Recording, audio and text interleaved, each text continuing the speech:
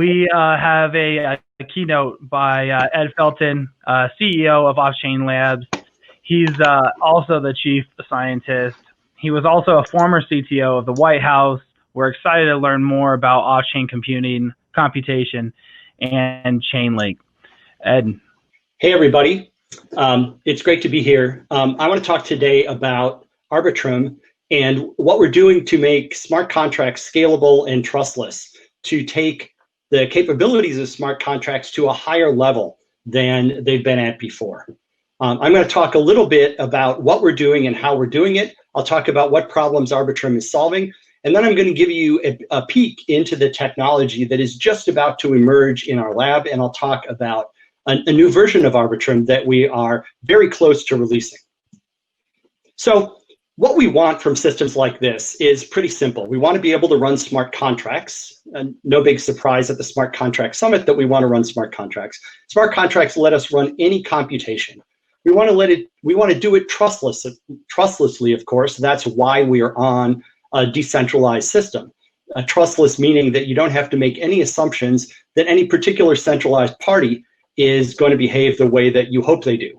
And of course, we want this to be scalable and low cost. So Ethereum is a great system, the starting point for a lot of this. Ethereum, it was the first really popular system that let you run smart contracts in a trustless way. But the big drawback of Ethereum, of course, is that it suffers for scalability and for cost. For scalability, Ethereum has a global gas limit, which amounts to providing a fraction of one laptop of computing power that needs to be shared by everyone in the world who is using Ethereum. And of course, with that very limited scalability comes a high cost, because people have to bid for capacity within this very limited for this very limited resource. So Ethereum is great in what it can do, but it can't really do it at scale or at the cost we want. Arbitrum is designed to and does check all of these boxes. It gives you the same generality to run any smart contract you want as Ethereum. It provides trustlessness, meaning you make no additional security assumptions or trust assumptions beyond what you make on Ethereum, except that you have to trust yourself. But it provides this in a way that's much more scalable and much lower cost than Ethereum does. And I'll talk very specifically in a few minutes about how scalable, how low the cost can be, and how we achieve that. Now, there are, of course, other kinds of scalability solutions that are out there. But I first want to talk a little bit about how Arbitrum works. So an Arbitrum chain you can think of as being a blockchain. It contains a series of what we call assertions. You can think of those as blocks that record transactions that are occurring on the chain. But of course, the difference is that unlike a layer 1 system like Ethereum, not everything that happens is directly recorded on the Ethereum chain. So one of the important components, facts about Arbitrum, is that it runs on top of Ethereum. So I'll add the Ethereum chain down here at the bottom of the slide. And on top of the Ethereum chain, we run a couple of Ethereum smart contracts, the Arbitrum inbox contract and your chain's Arb rollup contract that manages a rollup chain on behalf of your Arbitrum chain. When I say your Arbitrum chain, I say that because there are and can be many Arbitrum chains. We don't believe in one chain to rule them all. We believe in different people having different chains so that you can get the advantage of scalability on each chain instead of having everyone having to be crammed onto a single chain and competing for resources. Okay, so these components, basically what they do is pretty minimal. They notarize the progress of your Arbitrum chain, and they resolve any disputes that arise about what is the correct behavior of the Arbitrum chain.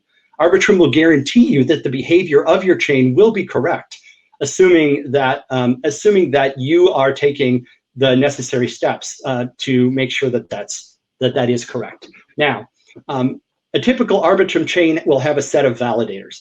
Validators, you could think of them as being like full nodes. Anyone can be a validator, and a validator's job is to track the progress of the chain and to challenge any false claims. If somebody makes a false assertion about what the chain would do, all you have to do is speak up and dispute that. The dispute resolution that runs in your chain's Arb rollup contract will manage the dispute, and you, as the person who's objecting to a false claim, will be able to win, and you'll be able to take a deposit from somebody else. Now, if this all sounds complicated, don't worry. We provide the software to do all of this in a free and open source way, and anyone can do this. Now, you can be a validator if you want, but you or some company or institution that sets up the chain may very well want to hire professional validators. For example, they could hire Chainlink nodes. And due to our partnership with Chainlink, that's a very easy thing to do. You can be a validator yourself. You can hire a Chainlink node. You can hire someone else. And the guarantee that we give you is, as long as at least one validator is honest and paying attention, your chain will execute correctly and it will make progress. Okay, now we can compare this to what you get on certain other systems. So for example, so-called ZK or zero knowledge rollup systems. ZK rollup systems are trustless and scalable. They operate at low cost. They give good performance for simple transfers and other kinds of simple functionality, but they can't run general smart contracts. And the reason is that the zero knowledge proofs that they generate, that they need to generate, are just too complex for any kind of a general smart contract to handle. Alternatively, you could look at a system, a so-called sidechain system. These typically use a technology called BFT, Byzantine fault tolerance. And these BFT systems run smart contracts and can offer scalability and low cost, but they're not trustless. There's some committee of nodes who run each chain, and you have to make a very strong assumption about the honesty of that committee. You have to assume that more than 2/3 of the nodes in that committee are honest, otherwise you're out of luck. So Arbitrum, we think, hits the sweet spot in this area. Now, back in February, we released Arbitrum Beta 1 on Ethereum testnet. This is the Arbitrum which, if you went to our website yesterday, you would see as being the released version of Arbitrum. So let me talk a little bit about what it does. This is a system that lets you move the computation and storage of your smart contracts off-chain. So that's right, all the computation of your chain and all of the storage of it are moved off the main Ethereum chain, and only that sort of notarization and cheap dispute resolution runs on-chain. Arbitrum Beta 1 required minor changes to existing dApp code, only a few lines of code, not many changes. It ran a closed set of contracts on each chain. That is, when you launched a particular chain, you would provide the code for a set of contracts, and you could clone those contracts later, but you couldn't introduce new ones. Each chain had a sort of fixed functionality, which was created when it was launched. Arbitrum Beta 1 offered about a 10x cost advantage over Ethereum in total cost of operation, and it did that because of moving so much of computation and storage off-chain. And it offered up to 400 transactions per second for a Reddit-type workload. By that, I mean the kind of workload that Reddit put forth in their layer 2 scaling bake-off, which is going on right now. So that's kind of a typical workload involving keeping track of ownership of assets, moving assets around, minting and burning and trading and so on. That's Arbitrum Beta 1. Well, one of the things I'm here to talk about today is Arbitrum Beta 2, which we are going to be releasing very, very soon. Very soon. Watch your social media. Arbitrum Beta 2 is a big step forward, even from the Arbitrum that you've seen if you've been watching. So Arbitrum Beta 2 still moves computation and storage off-chain, and it's still fully trustless. So none of that changes. Whereas the previous version required minor changes to existing dApp code, the new version requires no changes. You can send literally the same ones and zeros that you would send to Ethereum to deploy a contract. You can use your existing MetaMask wallet or other kinds of tooling. We've achieved a level of compatibility that I think no other rollup system has achieved. And with no changes to existing dApp code, not only is it much easier to port applications, not only is it much easier to do integrations, but users can use their existing tooling like their existing wallets. Developers can use their existing deployment tools. Previously, we had a closed set of contracts on each chain. Arbitrum Beta 2, you can deploy any contract on any chain whenever you want. No limitations here, just like Ethereum. Write your own contract code, developers write their own. They can deploy it to any Arbitrum chain by sending the very same ones and zeros that they would send to deploy it on an Ethereum chain. So next, a 10x cost advantage over Ethereum. 10x is cool. What's even cooler is 100x. Arbitrum Beta 2 offers up to an additional order of magnitude cost advantage over Ethereum. And I'll talk a little bit about how we do that and how much difference that makes in a minute. Now, up to 400 TPS is cool, but again, what's even cooler is adding a 0 to that. Arbitrum Beta 2 will allow Reddit-type workloads of what we think of as typical of a broad class of applications to scale up to about 4,000 transactions per second as a roll-up chain fully trustlessly on top of Ethereum.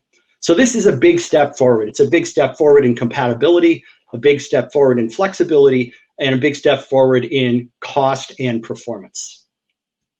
Okay, and finally, we offer in Arbitrum Beta 2 trustless finality as fast as Ethereum. Now, this is a roll-up product, which means that you post the data of your transactions on the Ethereum chain. But the instant that your data is on the Ethereum chain, the instant that it has finality on the Ethereum chain, then it has finality in Arbitrum. And that means that at that point, you know with certainty what the result of your transaction will be. You can take it to the bank. And that means that if you're doing a withdrawal, for example, of funds from the chain, that you can go to a liquidity provider, and the liquidity provider will have absolute certainty that your withdrawal will happen, and so they'll happily be willing to loan you funds against the withdrawal, giving you your money fast. Trustless finality makes a big difference to users and in applications, and it's there in Arbitrum Beta 2. Now, adding 1.0 is, of course, cool. We added 1.0 in Arbitrum Beta 1. We're adding a second 0 of peak performance in Arbitrum Beta 2. Can we add yet another 0? We think we can. We think we can get to the goal of 1,000x cost advantage over Ethereum in 40,000 transactions per second with Arbitrum sidechains. Arbitrum sidechains is the next development of Arbitrum, which is coming behind the current rollup product. We think this is possible. It does require you to make a very minor additional trust assumption, and that is that your chain will be run by a committee of validators, and if even one member of that committee is honest, your sidechain will operate correctly. And what you get in exchange for that very minimal additional trust requirement or assumption is potentially an extra 10x in cost and transactions per second. Okay, so how did we do that? How did we get that second 0 to put on the end? Let me talk about how we did that. And I want to start by doing a cost comparison between, and these bars are roughly to scale, a cost comparison between doing a typical workload on Ethereum, like the Reddit workload, and doing it on Arbitrum Beta 1. You get an order of magnitude reduction in cost. And the reason you get that is because we move so much off-chain. But now I'm going to dismiss Ethereum from the chart, and I'm going to take this Arbitrum Beta 1 bar, and I'm going to blow it up to the full height of the screen so that we can zoom in and see where that cost is coming from. So with apologies for the cheesy graphics on the tools that we have available to us, I'm going to take that small bar, I'm going to blow it up to a big bar, and from now on, that's going to be my Arbitrum Beta 1 cost. Okay, now, let's break down the cost of doing a workload on Arbitrum Beta 1. Now, this is to scale. The gray part is the cost of interacting with Ethereum, and the tiny blue part at the bottom, that's the cost of the actual Arbitrum steps. And in fact, I'll tell you that I had to increase the size of the blue bar so that you could see it at all. It's about 1 part in 300 of the total cost. So what you can see here is that Arbitrum Beta 1 offers some headroom for performance improvement. Now, obviously, if you want to get a big performance improvement over this, there's only one place it can come from, and that is where we went to get it. And that is to reduce how much you have to interact with Ethereum in order to get full trustlessness in Arbitrum. And so what we did in Arbitrum Beta 2 is we basically found a bunch of really clever engineering ways to vastly reduce the amount of layer 1 interaction you have to do without any sacrifice in security or trust, by moving a lot of things that you used to do expensively on Ethereum into that tiny blue bar on the bottom, which, by the way, I still, over on there on the right, need to increase the size of so that you can see it at all. Now, this is easy to say, move functionality from one place to another, but it's not very easy to do from an engineering standpoint, but we have done it. Okay, so the key, as I've said, is to think about what gets done where in this system. Doing something on legacy computers, it's untrusted but cheap. Doing something at layer 1, that's trustless, but it's very expensive. And doing something at layer 2 is trustless and cheap. So obviously, what you want is to do as much as you can at layer 2. And that's what we do. We've done a lot of re-architecting, we've done a lot of re-engineering, we've done a lot of careful security analysis to take a lot of things that operated previously at layer 1 and outside the system and move them onto layer 2, because that's where the sweet spot is. And in that vein, I want to introduce one of the heroes of Arbitrum Beta 2, and that is this new component that we call ARVOS.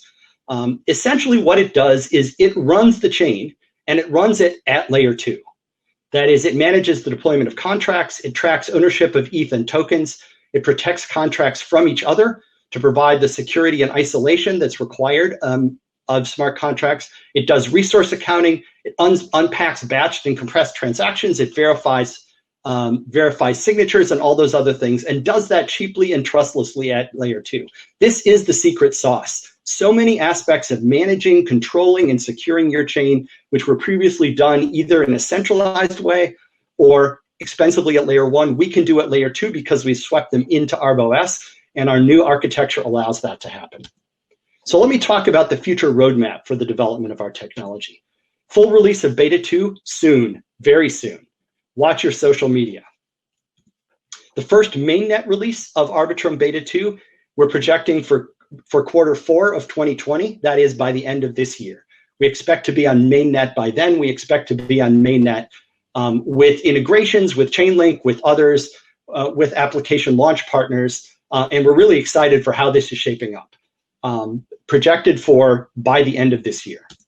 Sidechain capable Arbitrum, the version that is able to get that yet additional 0 at the end of our cost and performance improvements. This is projected for Q1 of 2021. We have a lot that's exciting in our pipeline, and we're really eager to talk to folks about it. We're excited for the release of Arbitrum Beta 2, which I said is coming up very soon. And we believe that this is the path forward to take smart contract computation to the level that it needs to reach. I would be happy to answer any questions about this on Twitter. It's at Ed Felten, just like my name. And thank you very much for your time. Thank you so much, Ed, for the introduction of ARBOS. It sounds very exciting, and your roadmap looks absolutely fantastic. Excited to see where that goes. We are super excited. We really are happy to be working with this community. We're happy to be we're happy with where things are going, and we really urge you to watch what we're doing. And if you're an application developer, we can help you. We can help solve your cost problem. Awesome. Thanks, Ed. Thank you.